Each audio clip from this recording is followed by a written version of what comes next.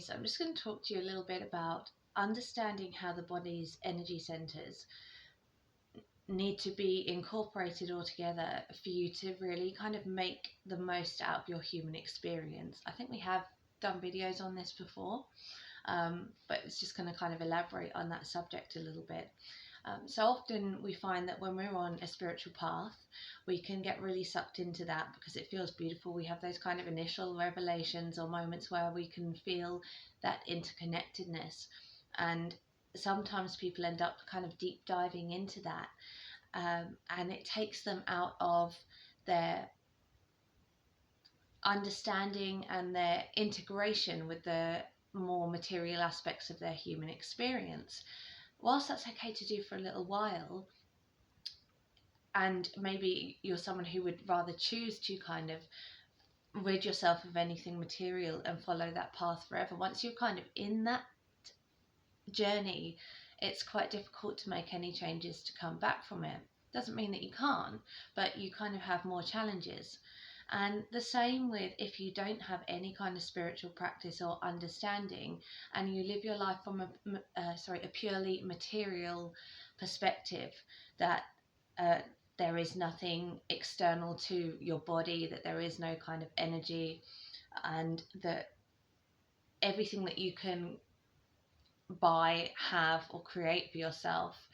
within this human experience is all there is for you, then of course you're not connected to your higher energy centers, to any spirituality. So either way, you don't get to maximize the potential of the kind of life that you can live while you come in as a human. You've incarnated as a human to have a human experience, and that means it comes with the options to experience all the beautiful, wonderful things that we can experience through the senses and through the body, as well as the things that we're able to experience and sense through our more perceptive, our higher energetic parts of our incarnation, of that which makes us up into this embodied being. So the higher centers, the energetic spiritual side of us will always be there even when our body is gone, but it doesn't mean that we're aware of it and that we connect to it. And equally, the material side, the lower centers, they're always going to be an energy, but again, if we don't ground our energy through those centers, then it makes it hard to bring anything into human experience that we want to manifest. So we end up just kind of floating around on this spiritual path until we get to a point where we actually can't sustain that anymore, and then we start needing maybe a little bit more in the material sense to do so. So when you begin any kind of spiritual journey or any kind of meditation or opening, particularly if it's a new path for you and you're not used to remaining grounded in the practices that you might need to do that, when you open up your higher centers, so your chakras from your heart, your throat, your third eye and your crown, also bring the energy down. Either go from earth and bring it all the way up through the root into the crown, or allow it to come down through the crown and ground itself into earth. So you work through each of the 7 main centers. There are more of them, of course, but we're just kind of talking about keeping the main ones in balance here so that you don't get too thrown out and don't end up having lots of one thing and nothing of the other.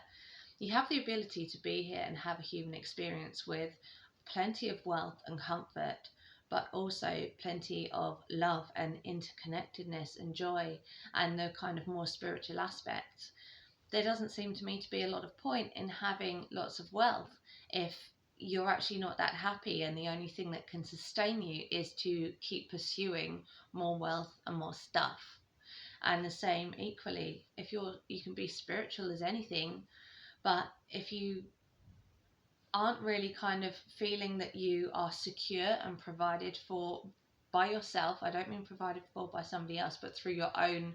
ability to create that, then there will come a point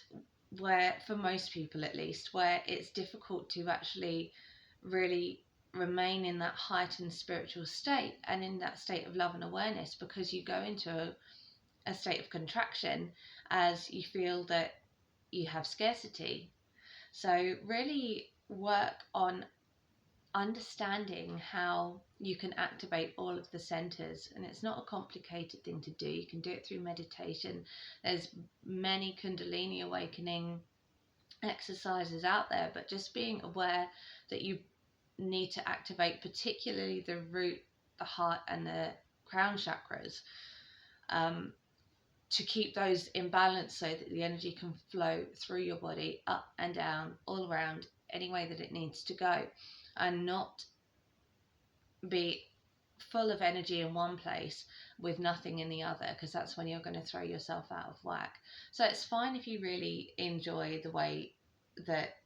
a spiritual path has taken you, or you feel particularly comfortable having a lot of material things, but there is always more that you can experience, and there is always more abundance, more joy, more love that you can experience. And that comes by learning that each part of your energy is just as important.